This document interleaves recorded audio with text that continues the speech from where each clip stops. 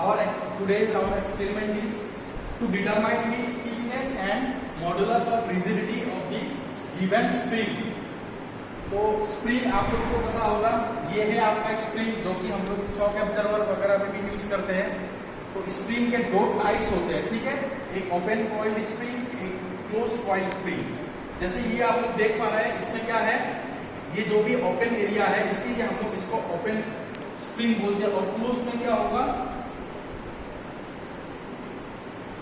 ये close type of spring है क्योंकि इसमें स्पेसिंग नहीं है गैप में, और इनके जो ये एंगल है ये ग्रेटर देन 5 डिग्री है ओपन में, और क्लोज में theta will be equal to less than 5 degree.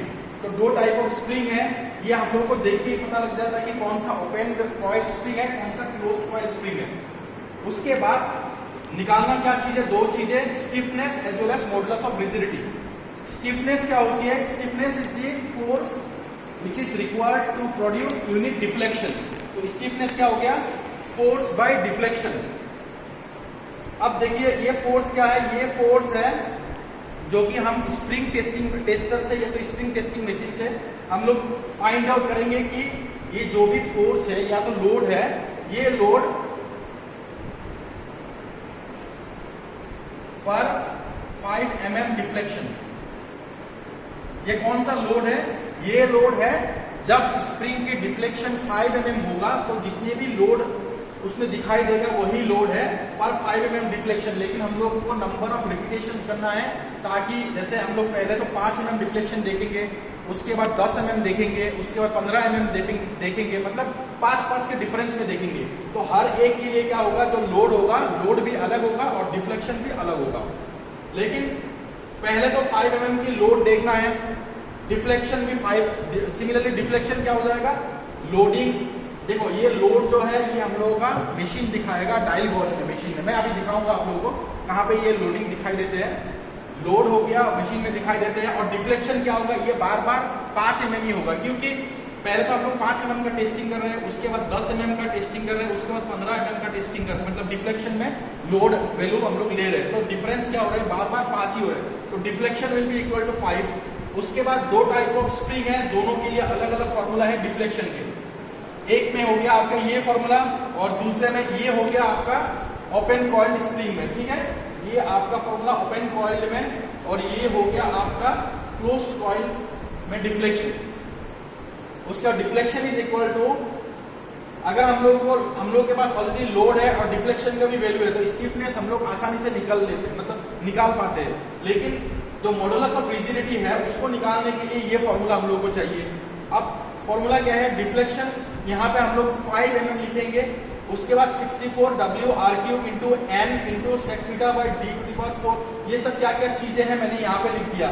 R will be equal to the mean radius. Mean radius क्या क्या चीज, मतलब मीन रेडियस कैसे निकालते हैं, जैसे हम लोग का ये स्प्रिंग हो गया, स्प्रिंग में क्या करना है, स्प्रिंग के डायमीटर निकालने के लिए कैसे हम लोग निकालेंगे, क्योंकि स्प्रिंग सर्कुलर होते हैं, ये जो भी स्प्रिंग है ये सर्कुलर होते हैं। तो ये सर्कुलर एजेस को हम लोग कैसे निकालेंगे, by the help diameter. We can find out the diameter of the spring by the help of vernier caliper. तो वर्नियर कैलिपर यूज करेंगे। पहले तो हम लोग वर्नियर कैलिपर स्प्रिंग को, मैं अभी दिखाऊंगा आप लोगों को, स्प्रिंग का क्या करना है, स्प्रिंग को प्रेस कर देना है वर्नियर कैलिपर के थ्रू, और उसके थ्रू हम लोग को डायमीटर निकालना है। जो आउटर डायमीटर होगा वो हो गया कैपिटल लेटर D, और उसके बाद जो inner diameter of the spring है, दो मतलब स्प्रिंग के दो डायमीटर होगा, एक तो आउटर डायमीटर और एक हो जाएगा आपका इनर डायमीटर। जो इनर डायमीटर होगा वो स्मॉल d होगा, outer diameter capital letter D होगा। और मीन रेडियस क्या हो जाएगी, outer diameter plus inner diameter divided by 4। Load क्या हो जाएगा, लोड 5 mm डिफ्लेक्शन के लिए जो भी हर एक के लिए लोड की वैल्यू अलग अलग होते रहेगा, लेकिन डिफ्लेक्शन सेम होगा और लोड की वैल्यू बार बार हम लोग को ये वैल्यू निकालनी है। उसके बाद लास्ट में क्या करना होगा, जितने भी वैल्यूज होगा सबका मीन हम लोग को निकालना होगा, और वही हो जाएगा mean stiffness and mean modulus of rigidity.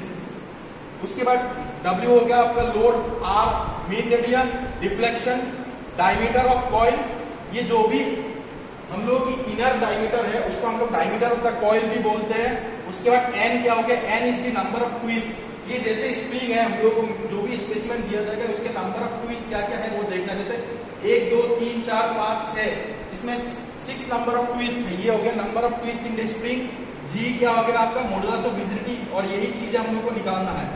इसके बाद ये जो भी फॉर्मूला है इसमें ये वैल्यू हम लोग निकालेंगे डायरेक्टली। 5 mm में कितना लोड होगा, आर डायमीटर से निकाल देंगे, स्मॉल डी भी इनर डायमीटर, ये भी आ गया। उसके बाद एन हो गया, N is the number of twist, ये भी आ चुका है। उसके बाद जो थीटा वैल्यू निकालना है, theta is equal to 10 inverse of pitch by 2 pi R. ये आर हो गया आपका मेन रेडियस, एंड पिच क्या हो जाएगा, pitch is equal to L minus of D by M. L क्या हो गया आपका, जो स्प्रिंग के लेंथ है वो हो गया आपका L minus of D, D क्या हो गया आपका inner diameter by N, N is the number of twist. मतलब जितनी भी चीजें मैं यहाँ पे दिया हूँ, मेन ए में ये फॉर्मूला निकालना, और ये फॉर्मूला के लिए जो भी फॉर्मूला जरूरत है मैंने यहाँ पे लिख दिया हूँ। तो पिच हो गया L minus of D by N. उसके बाद सारा चीजें हम लोग सब्स्टिट्यूट कर सकते हैं। उसके बाद जी का वैल्यू निकालना है और ई का वैल्यू भी निकालना है, लेकिन ई का फॉर्मूला ये आपको स्ट्रेंथ ऑफ मटेरियल पे भी मिला होगा, E is equal to 2g into 1 plus mu. Mu क्या होता है, पॉइजन्स रेशियो होता है। पॉइजन्स रेशियो हो गया आपका 0.3 फॉर स्प्रिंग, स्प्रिंग का पॉइजन्स रेशियो हो गया आपका 0.3। तो ये वैल्यू आप जब सब्स्टिट्यूट कर देंगे तो ई का वैल्यू जी के टर्म्स में आ जाएगा। इसका मतलब सारा वैल्यू हम लोग को पता है except G, that is modulus of rigidity. ये हम लोग जब सॉल्व कर देंगे उसके बाद मॉडुलस ऑफ रिजिडिटी आ जाएगा for closed coiled spring, for open coiled spring. उसके बाद सिमिलरली क्लोज्ड कॉइल्ड स्प्रिंग के लिए भी होगा, theta is equal to 64W R cube N by N D to the power of 4। दोनों के लिए अलग फॉर्मूला है। उसके बाद क्या है कि ये लोड फिर से वही है, 5 mm डिफ्लेक्शन के लिए है, आर मिड डायमीटर हो गया, एन नंबर ऑफ ट्विस्ट हो गया, यहाँ पे ये जी है, G is equal to modulus of rigidity into internal diameter of the spring to the power of 4। यहाँ पे 5 लिख देंगे, और सिमिलरली यहाँ से भी हम लोग मॉडुलस ऑफ रिजिडिटी निकाल देंगे।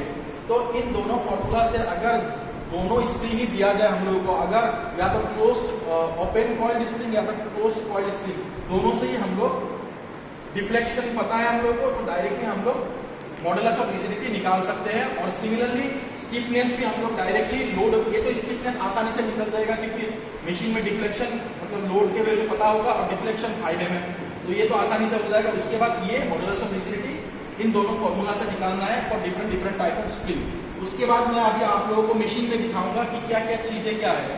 जैसे यहाँ मैंने दिखा दिया हूँ, अब मैं आप लोगों को ये दिखाऊंगा कि मशीन जो भी है उसमें पिच क्या होते हैं, मतलब पिच क्या होते हैं और लोड कहाँ से मिलता है, मैं आप लोगों को वो चीज दिखाऊंगा।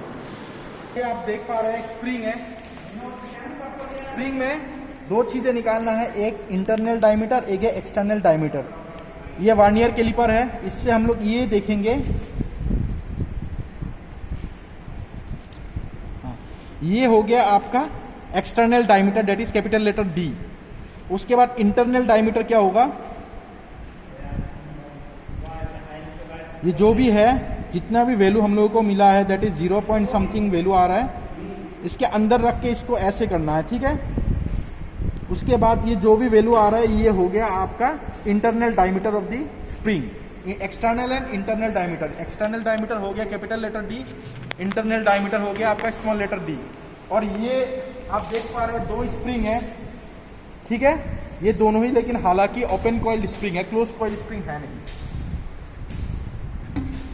एक ये है, इन दोनों के बीच में यही टाइप ऑफ स्प्रिंग लेकिन लंबा स्प्रिंग लगाया जाता है।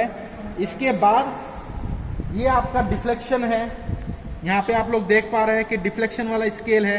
जब 0 से 10 ये 5 mm आपका हो गया, ये 5 mm डिफ्लेक्शन में जब शो होगा पॉइंटर, तो 5 mm डिफ्लेक्शन में कितना लोड आएगा ये हम लोग को यहाँ पे देखना है। तो that will be equal to the capital letter, that will be equal to the W, W will be equal to the load and deflection will be equal to the 5 mm, जो कि मैंने बताया था। और फॉर्मूला के हिसाब से जो भी है हम लोगों को सिमिलरली उस हिसाब से हम लोगों को फाइंड आउट करना है कि क्योंकि पता है ये N what will be the N one second what will be the number of twist, ये है आपका 1 2 3 4 5 6 7 8 9 10, 10 नंबर ऑफ ट्विस्ट है, that is small letter N.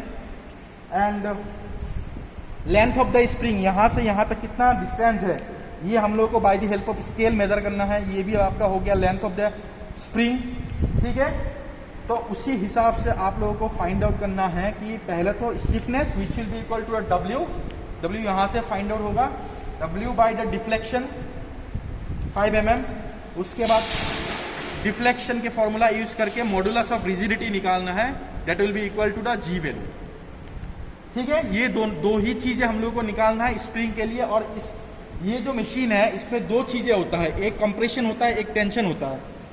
जब हम लोग स्प्रिंग को यहाँ पे रखेंगे तो ये नीचे की तरफ क्योंकि देखिए आप लोग ये देख पा रहे हैं यहाँ पे अगर हम लोग स्प्रिंग लंबा वाला स्प्रिंग रख देंगे तो मशीन जब डिफ्लेक्शन शो होगा तो ये ऊपर की तरफ आएगा, ये हो गया आपका कंप्रेशन। सिमिलरली क्या है,